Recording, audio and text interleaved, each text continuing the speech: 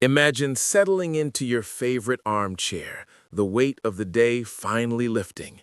You put on your headphones, press play on an audiobook, and the smooth, calming voice of a narrator begins to weave a tale of intrigue, a classic whodunit by the great Agatha Christie.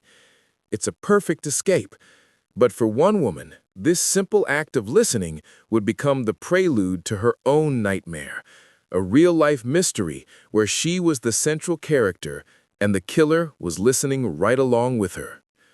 Her name was Eleanor Vance, a reclusive book restorer who lived in a quiet, sprawling old house on the outskirts of a sleepy English village. Her life was one of quiet routine. Her only real companions were the characters in her books. She was a devoted fan of Agatha Christie, and every evening, without fail, she would lose herself in a different one of the author's intricate puzzles. It was her sanctuary. But recently, that sanctuary had been violated. Small things at first. A book misplaced on her shelf, a cup of tea she didn't remember making, still warm, the lingering scent of a stranger's cologne in her hallway. She told herself she was being paranoid, that her love of mysteries was making her seek clues where there were none.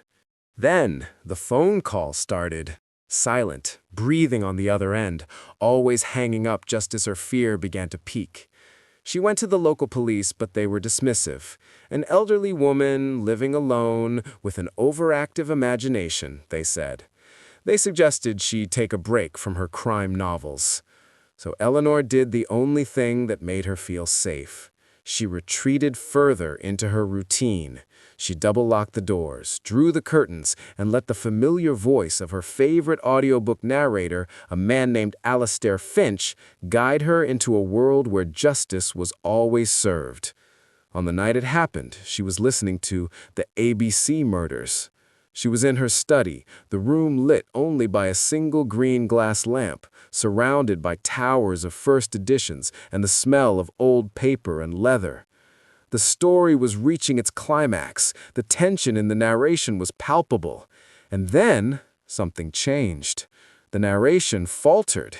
Alastair Finch's voice, usually so steady and calm, stuttered. And then a new sentence was spoken, one that was not in Agatha Christie's text. His voice dropped to a menacing, intimate whisper directly into her ear. "Eleanor, your front door is unlocked." Her blood ran cold. She hadn't told anyone what she was listening to. She hadn't told anyone her name. She sat frozen, her heart hammering against her ribs. The audiobook continued. The original story resumed as if nothing had happened. But something had. That single personalized sentence was a message. It was a taunt. Someone had hacked the audiobook file. Someone had inserted that line just for her. This wasn't a random prank. This was a predator who knew her habits, her fears, her sanctuary.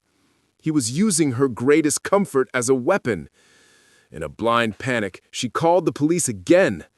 This time, a young, tech-savvy detective named Inspector Miller took her seriously. He confiscated her device, sent the audio file to a digital forensics lab. The results were chilling. The intrusion was sophisticated. The audio had been edited with professional software. The voice was a near-perfect mimic of Alastair Finch's, generated by an advanced AI program. The killer wasn't just a stalker. He was a digital ghost, a master of manipulation who could hide in the very streams of data that connected her to the outside world. The investigation uncovered a web of silent observers. A hacked smart home device in her kitchen had been recording audio snippets for weeks. Her online book purchases were being monitored. The police set up a trap, broadcasting a fake update that Eleanor had downloaded a new, exclusive Agatha Christie story. They waited, monitoring the digital traffic to her home. And he took the bait. As Eleanor pretended to listen, the audio once again glitched.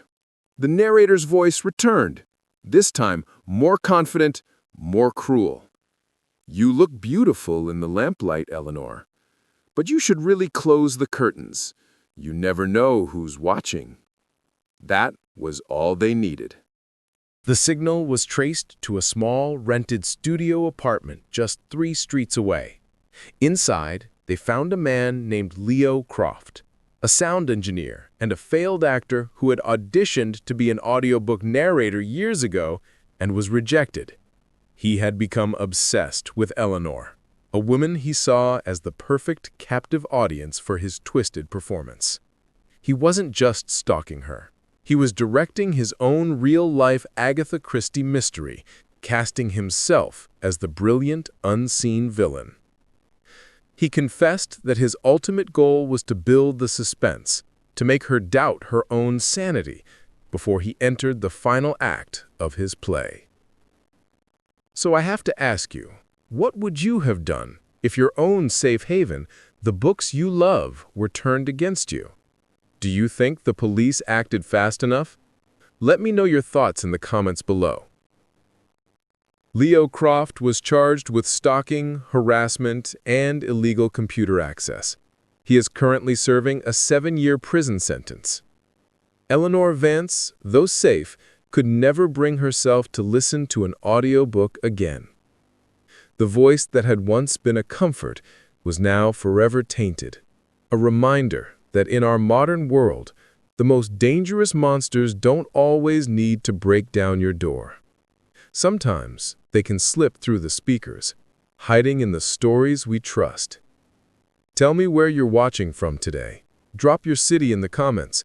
I love seeing how far the Criminal Codex community reaches. If you enjoyed this story, make sure to like the video, share it with your friends, and subscribe to Criminal Codex for more true crime stories. See you in the next one, where the truth waits to be uncovered.